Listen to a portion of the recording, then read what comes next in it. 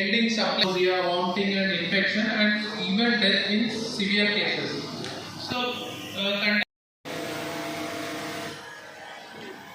ఇప్పుడు మీరు స్టాటిస్టిక్స్ చూస్తే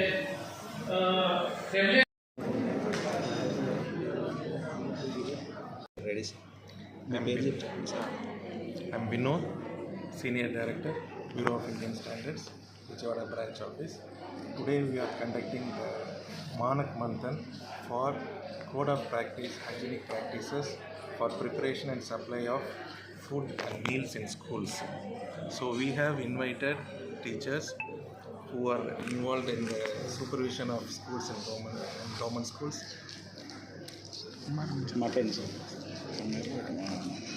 Teachers, vendors and other people who are supplying this preparation of food in the government schools.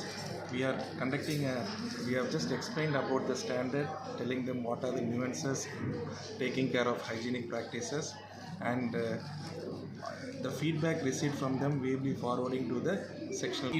BS Manak Manthan అనే programme నిర్వహించింది. Manak Manthan programme ఒక ముఖ్య ఉద్దేశం వచ్చేసి మేము తయారు చేసిన స్టాండర్డ్స్ని ప్రజల్లోకి తీసుకెళ్ళడానికి, ఎవరైతే ఆ స్టాండర్డ్ని ఫాలో అవ్వాలనుకుంటున్నారో వాళ్ళకి ఈ స్టాండర్డ్ ఒక విషయాలు తెలియజేయడానికి ఈ ప్రోగ్రామ్ అనేది నిర్వహిస్తున్నాము. ఉదాహరణ, ఈరోజు మేము మానక్ మంథన్లో చేసిన ప్రోగ్రాంలో స్టాండర్డ్ పేరు IS 6541 code for hygiene conditions in supply of food to schools.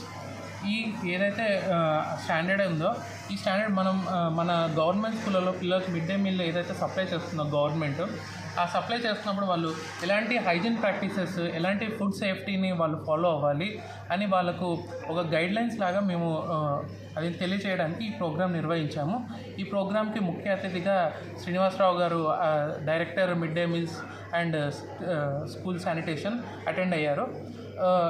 ఈ ప్రోగ్రాం విజయవంతంగా ముగిసిందండి. చాలామంది టీచర్లు అలాగే ఫుడ్ తయారు చేసే వెండర్లు ఈ ప్రోగ్రాంకి విచ్చేశారు. అండ్ చాలా ఇన్పుట్స్ కూడా వచ్చాయి మాకు. మీరే తయారు చేసేస్తే, మీరు ఒక షెడ్యూల్ మేము ఇంప్లిమెంట్ చేస్తాం, మీరే ఒక ప్రజెంటేషన్ ఇస్తే మేము మా ఫుడ్ తయారు చేసే ఎవరైతే వాలంటీర్స్ ఉన్నారో, ఫుడ్ హ్యాండ్లర్స్ ఉన్నారో వాళ్ళకి మేము ట్రైనింగ్ అనేది ఇస్తాము. దీనివల్ల మన హైజీన్ కండిషన్